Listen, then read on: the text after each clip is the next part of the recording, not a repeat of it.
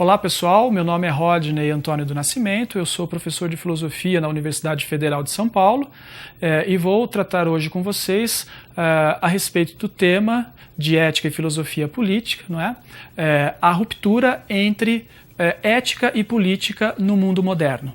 Para abordar esse assunto, eu vou tomar como referências dois autores paradigmáticos de cada época, não é? Vamos analisar um pouco da República de Platão e alguns elementos essenciais também da obra de Maquiavel, O Príncipe.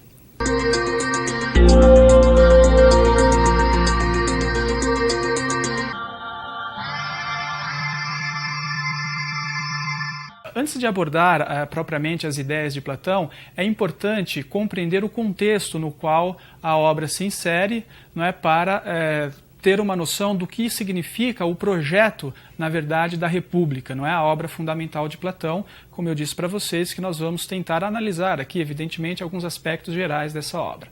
Muito bem, vocês sabem que essa obra ela é escrita no século IV a.C., não é? E ela pretende, na verdade, formular um projeto de refundação da sociedade ateniense. Ora, a que se deve essa tentativa de refundação da sociedade ateniense? Muito simplesmente, isso se refere, né, isso se relaciona ao fato de que Platão vive um momento de decadência da democracia ateniense. Vocês sabem, não é, que a democracia ateniense foi um dos principais resultados de toda a civilização grega, não é? Que perdura durante longos anos, mas Platão ele será testemunha do declínio desta mesma sociedade, tá certo? Um momento essencial que vai indicar a Platão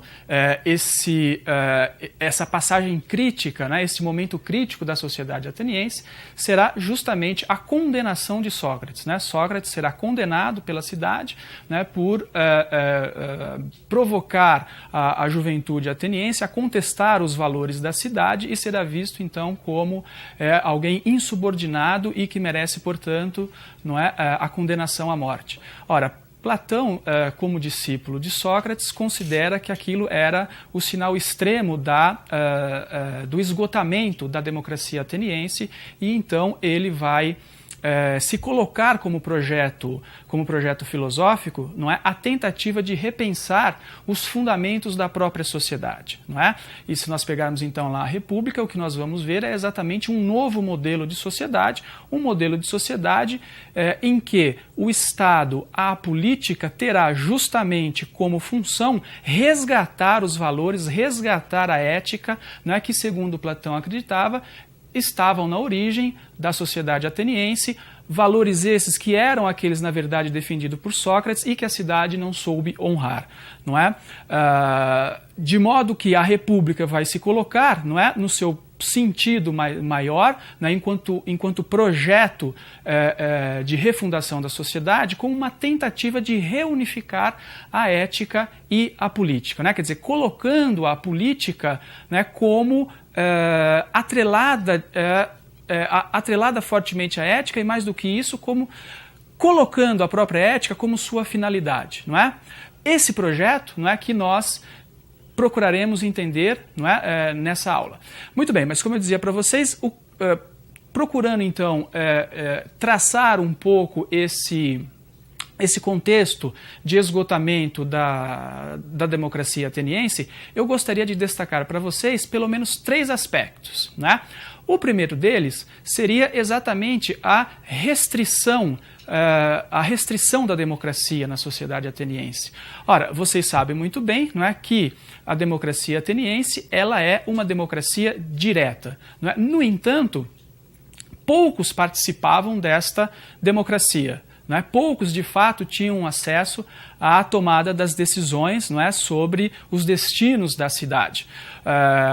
as pesquisas mais recentes, né, dos paleontólogos, né, dos arqueólogos, indicam que, na verdade, se nós retirássemos as mulheres, as crianças e os estrangeiros, não é? Da população como um todo, restariam, na verdade, né, considerados como cidadãos apenas 30% da população, de modo que, evidentemente, isso significava, não é, uma enorme restrição, uma enorme diminuição da participação popular na democracia ateniense, o que vai contribuir, evidentemente, para uma descaracterização, não é, desta forma de governo, que se define propriamente como, né, uma forma de governo através da participação popular, tá certo? A participação do demos, né, para ser mais exato. Muito bem, um outro aspecto que eu também gostaria de enfatizar, que caracteriza esse esgotamento da democracia ateniense, é o fato de que as decisões políticas, elas, em períodos de paz, elas acabavam ficando na mão de poucas pessoas interessadas em participar, né, de fato, das tomadas de decisão, né? Quer dizer, nos períodos de paz, em que as pessoas se sentem menos afetadas pelos problemas políticos, né, pelos problemas sociais, a tendência que ocorria, qual que era? Era exatamente que os indivíduos delegassem as suas tarefas, delegassem as suas responsabilidades políticas para algumas poucas pessoas. E por último, né, um terceiro aspecto, é o fato de que, veja bem, né, primeiro nós temos uma restrição da democracia, poucos participam, não é? Por quê? Porque poucos são considerados cidadãos. Segundo aspecto, períodos de paz, os indivíduos tendem a delegar as suas tarefas, as tomadas de decisão para um pouco número de pessoas. E por último, não é, como eu dizia, é que essas decisões, os debates políticos na Ágora, elas serão dominados por aqueles, né, que terão muito mais habilidade de argumentar, por aqueles que têm a capacidade de convencer e persuadir o outro da verdade da sua opinião, ou melhor, convencer os outros da superioridade da sua opinião, não é, do seu ponto de vista, ainda que este ponto de vista ele não contenha por si mesmo a verdade, né? Ou seja, as assembleias, elas tendiam a ser dominadas, na verdade, pelos sofistas, né? A influência negativa dos sofistas, aqueles que argumentam, que são capazes de persuadir os demais, independentemente da verdade daquilo que eles dizem, era algo que para Platão seria inaceitável, não é? E, evidentemente, contribuía para a decadência e para a corrosão da sociedade ateniense, certo? Muito bem. Ora, a República, então, ela vai formular uma proposta, não é, de combater esse esgotamento, não é? Vocês podem imaginar que uma tal sociedade atravessada, não é, por esta falta de interesse, por este domínio do assunto político, por alguns poucos indivíduos e, sobretudo, por aqueles, né, que se interessam, sobretudo, por convencer os outros do seu próprio ponto de vista, ela estará entregue a uma grande instabilidade, né? Ela estará entregue aos interesses particulares de apenas alguns, né, esquecendo-se, evidentemente, né, o bem coletivo. Tá certo? Muito bem, e eu dizia para vocês, né, o grande fato que mostra para Platão, não é,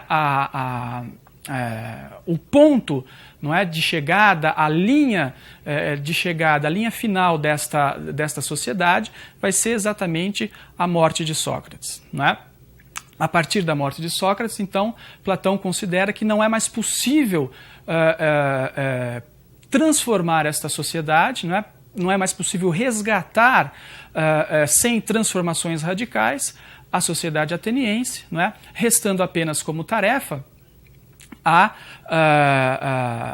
uma nova proposta, não é? Uma refundação de toda a sociedade e de toda a política, não é?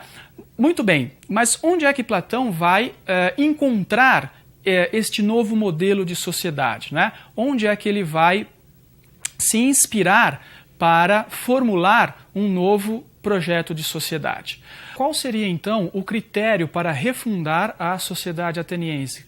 Quais seriam os parâmetros, não é? O padrão que serviriam de referência para reformular e propor um novo projeto de sociedade? Platão vai recorrer aqui à sua famosa teoria da alma, né? Nós só podemos compreender a sua proposta política, né? E não só a sua proposta política, mas a República, a obra República como um todo, não é? Entendendo minimamente, não é, o que significa a teoria da alma em Platão.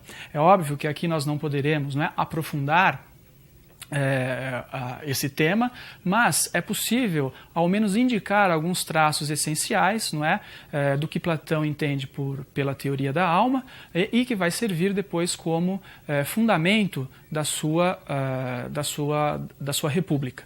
Não é?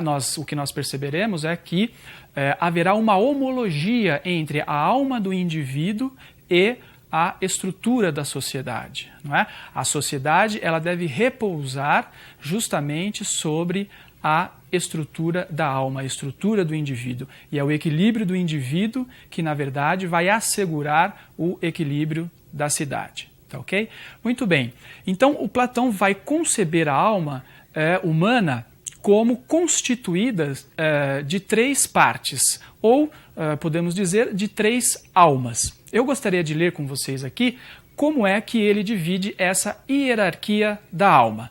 Vejam só, né? Então diz o Platão: os seres humanos são dotados de três almas, ou três princípios de atividade. A alma concupiscente, que é aquela que busca a satisfação dos desejos do corpo; a alma colérica, aquela que defende o corpo contra as agressões do ambiente e de outros seres humanos; e, por fim, a alma racional, aquela que se dedica ao conhecimento, não é? Aquela que se dedica à ciência. Muito bem, então o que nós vemos aí, não é, são na verdade as principais tendências, digamos, as principais forças e os principais forças que movem o ser humano, não é? A sua parte desejante, ou como diz o Platão, a sua parte concupiscente, não é? A sua parte colérica, não é? Que para ele também é uma parte necessária, uma parte útil da alma humana, na medida em que é aquela que nos dá coragem, não é? Que vai servir para enfrentar os momentos de perigo; e, por fim, não é, a alma racional, que é aquela que, na verdade, faz dos indivíduos seres humanos, a sua alma racional, não é? Aquela que se dedica à ciência. Muito bem, agora, vejam bem, essas três partes, embora todas sejam necessárias, todas cumpram um papel específico, não é? Elas não ocupam o mesmo lugar na hierarquia da alma, né? Se nós falamos em hierarquia, nós estamos, portanto, supondo que cada uma delas ocupa um lugar específico. E para Platão, não é, o lugar superior, o lugar mais elevado na alma humana será ocupado justamente pela alma racional, não é? É a alma racional que, para Platão, não é, deve se sobrepor à alma concupiscente e à alma desejante, né? Para Platão, o indivíduo virtuoso será justamente aquele que é capaz de sobrepor tanto a alma desejante ou a alma concupiscente, não é? O equilíbrio, como aquela também que é capaz de sobrepor a alma colérica, não é? Uma capacidade de reflexão, uma capacidade de prudência. Não é? De modo que, para Platão, o indivíduo virtuoso é exatamente aquele que estabelece o equilíbrio entre a parte concupiscente e a parte colérica sob o domínio da parte racional. Né? Este, portanto, é o indivíduo virtuoso para Platão, né? Aquele homem, se você quer agir moralmente, não é? A ação moral ela deve estar pautada justamente pelo controle da sua parte colérica, não é? Ainda que essa parte colérica ela seja importante, né? Mas ela não pode se exceder, não é? Assim como a parte concupiscente, a parte desejante, ela também é importante, não é? Na medida em que ela busca a satisfação das necessidades do corpo, como por exemplo a fome, não é? A sede, né? Etc. Todas as necessidades do corpo, elas precisam ser atendidas. E quem vai atendê-las é justamente, quem vai se preocupar em atendê-las é a nossa parte, né, desejante ou concupiscente. Né? De modo que cada uma das partes tem o seu papel, mas o perigo para Platão é exatamente quando essas partes se excedem. E para que elas não se excedam, para que elas mantenham um equilíbrio entre si, não é? Elas deverão justamente estar submetidas ao controle da parte racional. Não é? Muito bem. Com relação... Eu dizia para vocês, então, que essa teoria da alma, né, muito esquematicamente apresentada, ela vai servir de analogia para a construção do modelo político de Platão. Não é? Para Platão, o equilíbrio, a saúde, não é, política da sociedade, ela deve estar fundamentada, ou ela depende do equilíbrio dos próprios indivíduos. Muito bem, nós temos agora é exatamente entender como é que essas três partes agora vão atuar no interior da polis, no interior da nova república proposta por Platão. Bom, nós vimos então como é que se estrutura, não é, a hierarquia da alma para Platão. O que nós temos que compreender agora é exatamente como ele vai transportar essa hierarquia da alma para a hierarquia da cidade. Né? Lembre-se sempre que a finalidade, o objetivo de Platão é sempre, né, buscar o equilíbrio, né, das partes que compõem, não é, primeiro a alma e depois a cidade. Muito bem. Também no caso da cidade, da república, ele vai compreendê-la segundo uma estrutura tripartite, tal como nós vimos no caso da alma individual. Assim como eu li para vocês, não é, a hierarquia da alma humana, eu gostaria de ler também as três grandes partes em que Platão vai subdividir a alma humana. Não é? Então, vejamos como é que se dá a hierarquia da cidade. Olha só. Então, a polis também possui, não é, uma estrutura tripartite formada por três classes sociais. A classe econômica dos proprietários de terra, artesãos e comerciantes, que são aqueles que garantem a sobrevivência material da cidade. A classe militar dos guerreiros, aquela, portanto, não é, parte da cidade que é responsável pela defesa da cidade, não é, e pela segurança dos seus cidadãos, e por fim a classe dos magistrados, que tem como função garantir o governo da cidade sob as leis. Muito bem, então o que é que nós percebemos aqui? Não é? Nós percebemos a mesma estrutura e nós percebemos também, não é, uma referência clara a cada uma das partes, da alma humana. Não é? A alma racional, ela vai corresponder aqui na cidade justamente à classe dos governantes. A alma colérica corresponde à categoria dos soldados ou dos militares, aqueles que são responsáveis pela defesa, não é, da cidade. E, por fim, a alma desejante ou concupiscente corresponderá à classe econômica, né, a classe dos comerciantes, dos artesãos e dos proprietários de terra. Muito bem, e o que será então uma sociedade justa para Platão? Quer dizer, aquela sociedade que reunifica a ética e a política, que recupera os verdadeiros valores da cidade ateniense. Ora, assim como o homem virtuoso é aquele que estabelece um equilíbrio entre as partes da alma, a cidade justa também será aquela que garante um equilíbrio entre as diferentes classes sociais, não é? E uma sociedade injusta será precisamente aquela em que uma dessas classes, não é, elas não respeitam a sua própria função no interior, não é? A função a que elas estão destinadas, né, que lhes cabe no interior da sociedade, né, e tentam, não é, se sobrepor às demais. Não é? Platão dirá, por exemplo, que seria prejudicial para a cidade se a classe econômica, por exemplo, tivesse à frente da administração da cidade, que a classe econômica se tornasse, por exemplo, uma classe governante. E por que isso? Ora, evidentemente porque não é a classe econômica, não é? Aquela que é, portanto, movida pelo desejo, né? Pelo desejo de acumulação, pelo desejo de aquisição dos bens materiais, se essa classe se coloca na função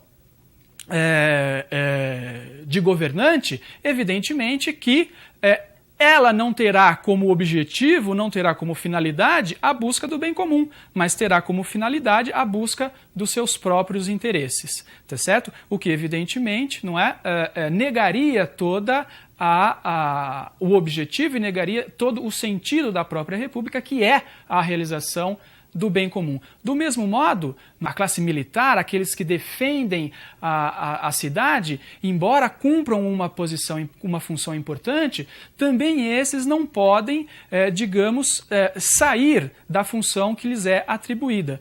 Haveria o mesmo perigo de desequilíbrio social e, portanto, de ruína da cidade, não é? Vocês imaginam, e Platão vai tratar disso na República, não é? Se os soldados ou os militares eles estivessem à frente do governo de uma cidade, o que ocorreria? Não é? Ocorreria certamente que eles, movidos pela coragem, não é? Que é aquela virtude da alma colérica, tão necessária à defesa da cidade, acabaria se sobrepondo às demais virtudes, não é? Que é a vontade e a racionalidade, e acabaria, na verdade, não é, atendendo muito mais aos interesses da classe militar do que propriamente dos interesses da sociedade. Ou seja, muito diretamente a gente poderia dizer, não é? A sociedade estaria muito mais aberta, muito mais exposta ao perigo da guerra, não é? Muito mais exposta ao perigo de uma ameaça de conflagração entre os seus próprios cidadãos se ela fosse governada, não é, pela classe dos militares, não é? Por quê? Porque justamente esses têm como força maior, não é? Como motivo maior da sua ação, justamente, não é, a coragem, não é? A coragem é essa que compõe, não é, a virtude da alma colérica, tá certo? E que é aquilo que acaba por ser necessário a toda a classe dos militares. Muito bem, de modo que, não é, dirá o Platão, o verdadeiro equilíbrio ele só pode ser estabelecido se, não é, o governo da cidade é entregue àqueles que de fato conseguem um equilíbrio entre as três classes. E aquele que consegue um equilíbrio entre as três classes será exatamente aqueles que conseguem um equilíbrio da sua própria alma individual. Ora, e quem são esses? Esses são justamente os governantes, não é? São os governantes, e os que se mostram aptos a governar serão justamente os filósofos, né? Porque é nos filósofos, nos sábios, nos cientistas, não é? Quer dizer, quando Platão fala em filósofo, é evidente que ele está pensando em todos os, digamos, né, os cientistas, todos aqueles que detêm o conhecimento, não é, no mundo antigo. Quando nós falamos em filósofo, hoje em dia nós pensamos apenas, não é, no profissional especializado em filosofia, não é? Por isso é sempre bom fazer essa ressalva. Quando Platão diz que o filósofo será o governante porque ele consegue um equilíbrio da alma e, portanto, ele está apto também a alcançar o equilíbrio entre as diferentes classes, ele está pensando, não só no filósofo, naquilo que hoje nós entendemos como filósofo, mas nos sábios, nos cientistas, naqueles que detêm o conhecimento de uma maneira geral, no interior de uma sociedade. Muito bem, agora, é claro, seria interessante, se pudéssemos aqui, mostrar que o Platão não entende que o filósofo seja aquele que se auto-intitula como filósofo. Na verdade, para o Platão, filósofo é, para alguém se tornar filósofo, ele tem que passar por um processo de educação, não é? Ele tem que passar por uma paideia, como dizia, como ele diz em sua obra. De modo que essa educação, esse processo de formação do indivíduo, né, ele está previsto lá na República, ele será aberto a todos os indivíduos, não é? Platão concebe lá a formação dos indivíduos, né, em 3 fases, tá certo? Tem uma formação elementar, não é? Depois uma formação elementar em música, uma formação elementar em matemática, depois vem a formação em literatura e por fim vem a filosofia, né, e uma matemática mais avançada, que para ele é mais avançada na época, que é a geometria. E apenas aqueles que alcançam o estágio da filosofia e da geometria, que portanto, não é, se alcançou essa etapa, tem a parte da alma racional mais desenvolvida, esses, portanto, se habilitam a serem os governantes da cidade, né? Aqueles que vão exercer o papel do juiz, aqueles que vão exercer o papel do funcionário público, não é? Aqueles que vão exercer o papel propriamente, não é, de liderança política no interior de uma sociedade, não é?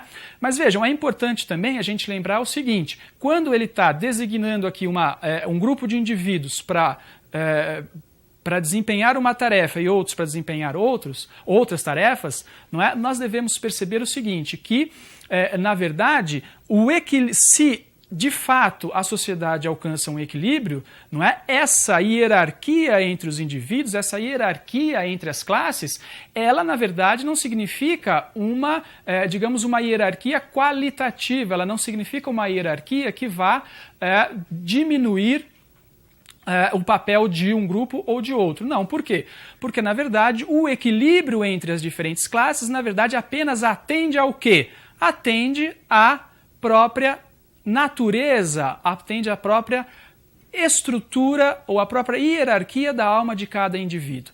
Se o indivíduo, por exemplo, não estabelece este equilíbrio das 3 partes e ele é mais colérico, ele se sentirá realizado também no interior da polis, em que ele, não é, vai desempenhar uma função militar, uma função de defesa e de segurança da sociedade, não é? Para ele não será nenhum demérito, não será nenhum menosprezo, não é? Desempenhar tal tarefa e não a de governante, não é? Ele também se sentirá realizado no interior dessa sociedade, porque essa sociedade acolhe as suas tendências, não é, as suas tendências mais fundamentais, mais essenciais, ou seja, a estrutura da sociedade corresponderá à estrutura do indivíduo, não é? E é exatamente isso, não é? Essa homologia,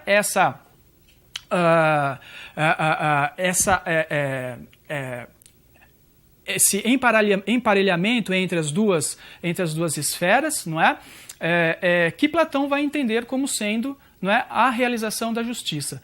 A justiça para Platão é exatamente essa, não é? Quer dizer, é o equilíbrio entre as classes que, por sua vez, não é, atende à estrutura da alma dos indivíduos, de modo que, não é, o equilíbrio da sociedade, ela realiza também, não é, o próprio indivíduo, não é? E a boa sociedade, a sociedade justa, ela é, portanto, aquela que consegue, não é, atender aos interesses do indivíduo e, ao mesmo tempo, atender aos interesses coletivos, não é? No interior dessa hierarquia, né? Muito bem, o que nós precisamos compreender agora, então, como eu dizia lá no começo, né, como é que vai se dar a ruptura no mundo moderno em relação a essa concepção de política e ética, né? O que nós vemos aqui é uma tentativa do Platão de apresentar um modelo político, não é, que recupere os valores da sociedade ateniense, não é, antiga, não é, recupere os seus valores mais originários, não é, e, portanto, possa superar o esgotamento da democracia ateniense, não é? E esse modelo, como nós vimos, ele coloca num papel, digamos, num papel elevado, num papel superior, justamente a moral, a ética, não é?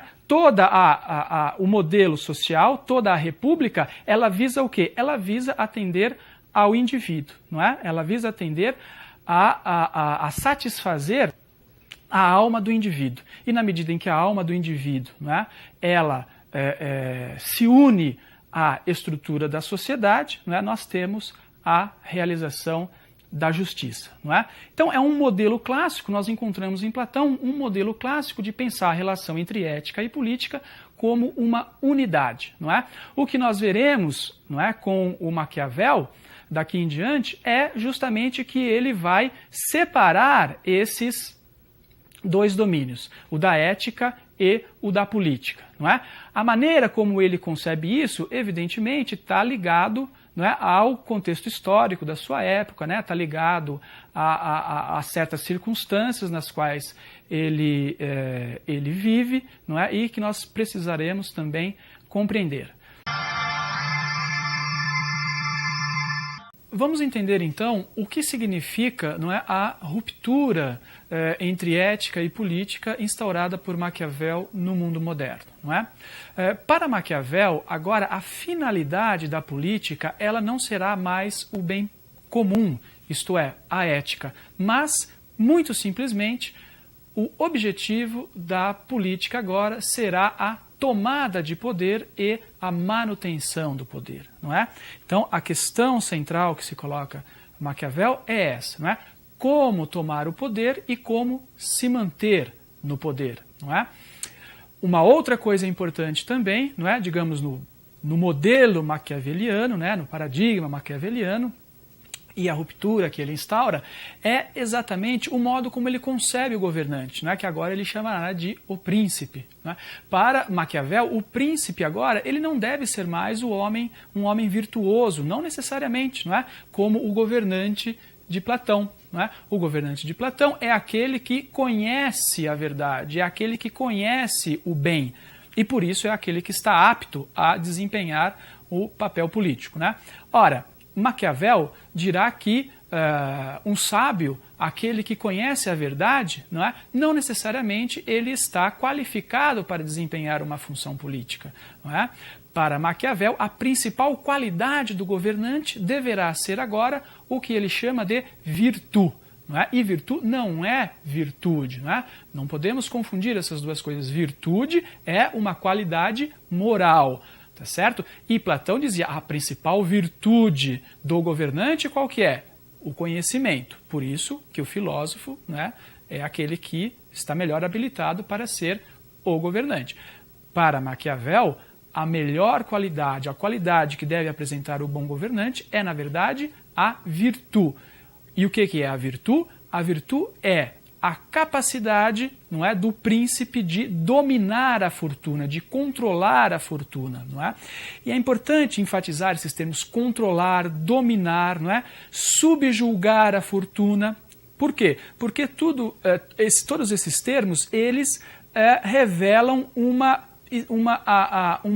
qualidade que é a qualidade viril do governante, não é? E a palavra virtude, ela vem exatamente, não é, da palavra vir em latim, que é a mesma origem da palavra viril, virilidade, masculinidade. Né? E a virtude, portanto, é a qualidade do homem viril, ou seja, aquele que é capaz de subjugar, aquele que é capaz de dominar a fortuna. Né? E a fortuna, por sua vez, nada mais é do que o curso da história. Não é?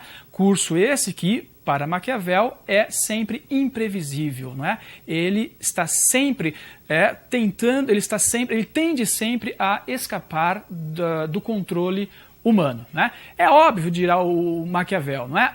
Mesmo o mais capacitado, mesmo o governante que possui uma grande virtude, ele nunca controlará 100% plenamente as forças da história, as forças da sociedade. Ele dirá que sempre, não é, os destinos da humanidade, os destinos da sociedade se devem, em parte, não é? E ele dirá exatamente 50% à virtude, ou seja, a capacidade de decisão e de controle dos homens, e 50% à fortuna. Não é? Mas isso quando a virtude é exercida na sua plenitude, não é? Porque, caso contrário, esse equilíbrio entre fortuna e virtude, ele tende exatamente a pender mais para um lado do que para o outro, né? Então, é óbvio que mesmo que o homem não controle totalmente a fortuna, não é, o exercício, não é, da virtude, não é, um exercício pleno da virtude, é capaz, pelo menos, de equilibrar, não é, digamos, esses dois pesos, não é, esses dois aspectos que, segundo Maquiavel, controlam a história e a sociedade humanas. Muito bem, então o que nós vemos aqui, não é, são os dois elementos essenciais que vão representar a ruptura maquiaveliana, não é? A política não visa mais a ética, a moral, ela está separada da moral, não é? Embora nós veremos, isso não significa simplesmente, não é, a aceitação, não é, de qualquer tipo de violência, qualquer tipo de finalidade política, não significa transformar a política, não é, no domínio, no fórum da busca pelos interesses próprios, tá certo? Nós veremos que, na verdade, uma outra política se instaura, não é que a política que está separada da ética, ela se transforma, não é, numa arena simplesmente, não é, dos interesses pessoais. Não é exatamente isso. Não podemos fazer essa leitura vulgar do Maquiavel, tá certo? Mas, de qualquer forma, não é, certo sim que ele, então, verá a política agora como não mais dominada pela ética, pela moral, não tendo mais como finalidade, como fim, não é, a realização da moral ou daquele equilíbrio, né, moral do indivíduo como concebia Platão, não é? E segundo aspecto importante que nós mencionamos, né, justamente a qualidade, não é, necessária para ser um bom governante, para o indivíduo se tornar um bom príncipe, né? E o bom príncipe é aquele que se mantém no poder, é aquele que é capaz de estabelecer uma sociedade, um governo estável, não é? E para alcançar esse objetivo, não é, justamente será importante a virtude do governante e do príncipe, e não mais nenhum tipo de virtude moral, como a sabedoria, como o conhecimento, como dizia, né, o conhecimento da verdade, como dizia Platão lá na República, tá certo? Muito bem, há uma passagem no livro de Maquiavel, né, O Príncipe, que é muito expressiva, que ilustra muito bem esta mudança de ponto de vista.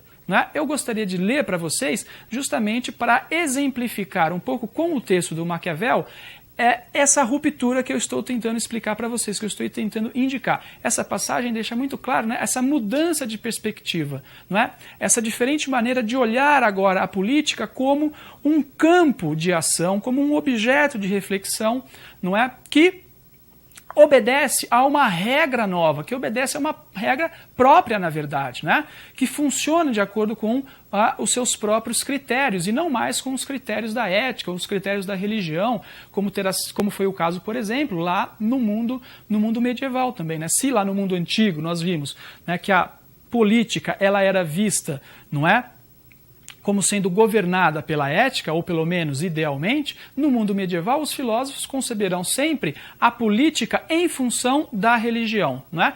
Tanto num caso como em outro, o que nós percebemos? A política sempre, não é, subordinada a um critério, subordinada a um princípio, a um ideal que é exterior a ela. O que nós percebemos agora no Maquiavel é justamente que ele vai conceber a política, né, como um domínio autônomo, que funciona segundo regras próprias e não segundo as regras da ética ou da religião. Muito bem, e há essa passagem, então, que ilustra muito bem essa nova perspectiva. Vejamos, então, essa primeira passagem do texto de Maquiavel em O Príncipe. Olha lá, né? A política tal como é e não como deveria ser. Ele diz, né, lá no capítulo 15, todavia, como é meu intento escrever coisa útil para os que se interessarem, pareceu-me mais conveniente procurar a verdade pelo efeito das coisas do que pelo que delas se possa imaginar. E muita gente imaginou repúblicas e principados que nunca se viram, nem jamais foram reconhecidos como verdadeiros. Né? Maquiavel, O Príncipe, capítulo 15. né? Então, fica claro aqui o quê? Não é? Fica claro justamente que a perspectiva é outra, né? Maquiavel agora está vendo a política tal como ela é e não como ela deveria ser. Não é? E quando ele diz, não vou escrever sobre repúblicas imaginadas, é óbvio que ele está se referindo aqui a quem? A Platão. Não é? E ele está dizendo, não é esse o meu modelo, não é? Não é esse a minha fonte de inspiração. A minha fonte de inspiração agora são o quê? São os acontecimentos da minha época. Eu vou olhar para a política tal como ela de fato é exercida. Né? Eu vou procurar compreender o seu modo de funcionamento em si mesma, né? E não mais agora segundo, né, um modelo ideal, tá certo? Ora, e justamente a partir da observação da história e da sociedade de sua época, é que o Maquiavel ele vai formular alguns conselhos, não é, que ele sugeriria aos príncipes que queiram se manter no poder, não é? Devemos tomar muito cuidado com aquilo que não é, o próprio Maquiavel chama de conselhos aos príncipes, né? Porque, na verdade, o que nós vamos perceber é que esses conselhos, eles não são fórmulas prontas, né? Eles dependem justamente de uma outra qualidade, não é?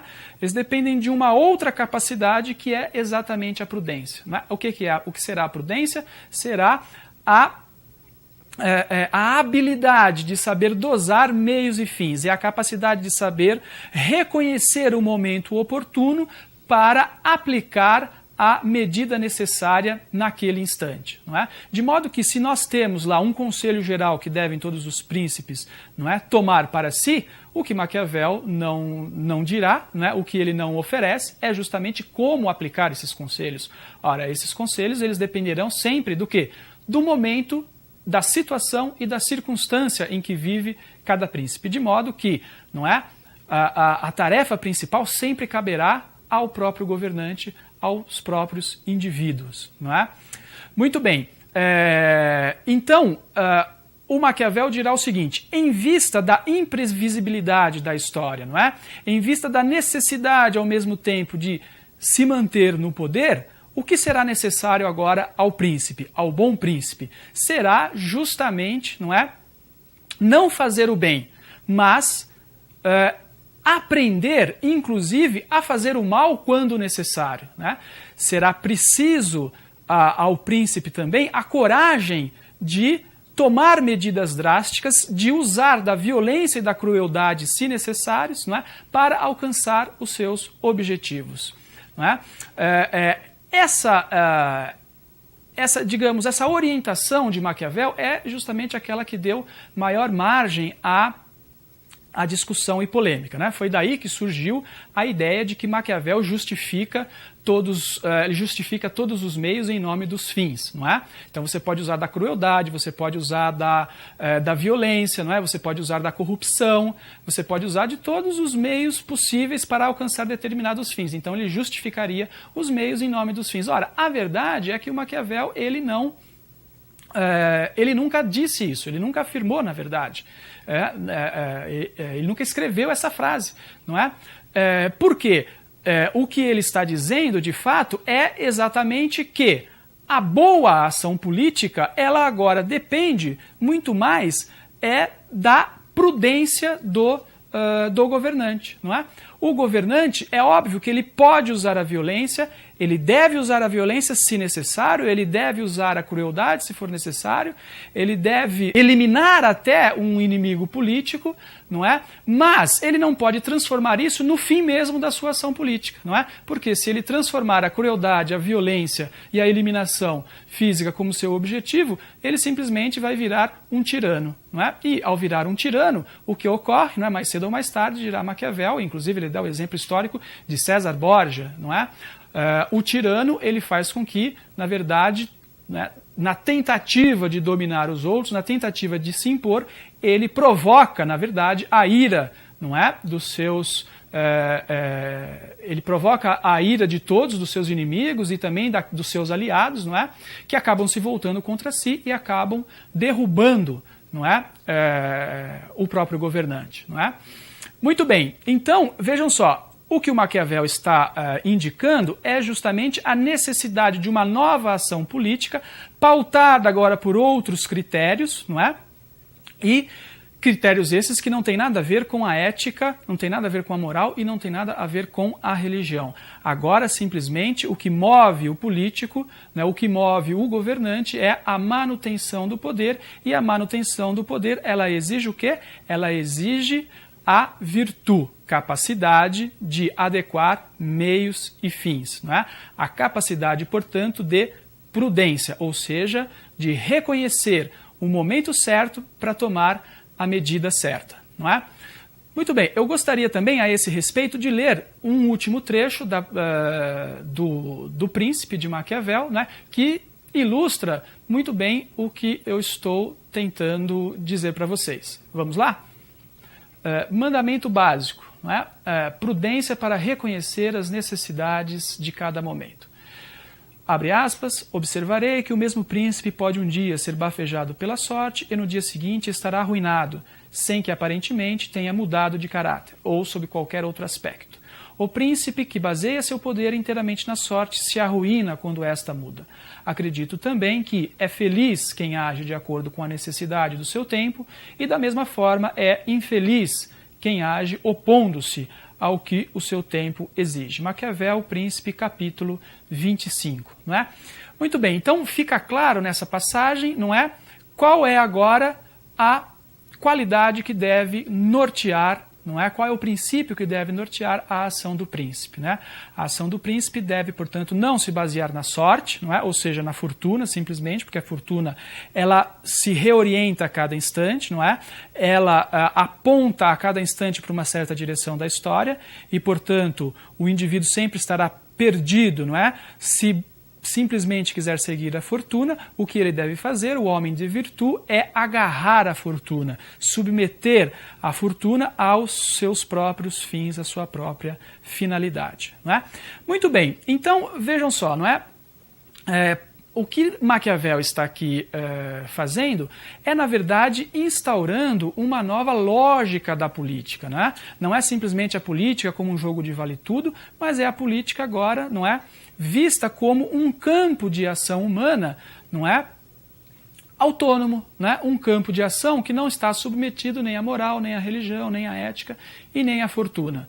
Não é? Ora, é exatamente essa a grande contribuição e a grande ruptura da teoria, né, e da filosofia política de Maquiavel. É a instauração da política, não é, como um campo de ação humana, não é? A política agora, ela passa a ser acessível aos próprios homens, não é? E também ela passa a ser agora regida pelos interesses e pelos conflitos humanos, não é? De modo que nós podemos, não é, muito bem dizer que a grande ruptura, não é, que instaura Maquiavel é propriamente a da humanização da política, não é? Quer dizer, a política, ela agora surge como um campo de ação humana. Ela agora é o domínio onde os homens vão estabelecer entre si, ainda que de maneira conflituosa, não é? As disputas em torno dos seus interesses, não é? As disputas em torno de projetos de sociedade, em torno de projetos políticos, não é? Mas, de qualquer forma, agora a política ela passa a ser vista como sendo exercida e realizada pelos próprios indivíduos, não é? A política ela não pode mais ser agora resultado de uma convicção religiosa, não é? Ou pelo menos ela não deve ser, na visão do Maquiavel, não é? Ela não deve estar mais subordinada a uma visão moral, não é? Ela deve ser simplesmente o palco onde os homens decidem a respeito, não é, dos destinos das suas próprias vidas, não é? E da sua própria história. Tá certo? Muito bem, então eu acho que é isso que devemos compreender, não é?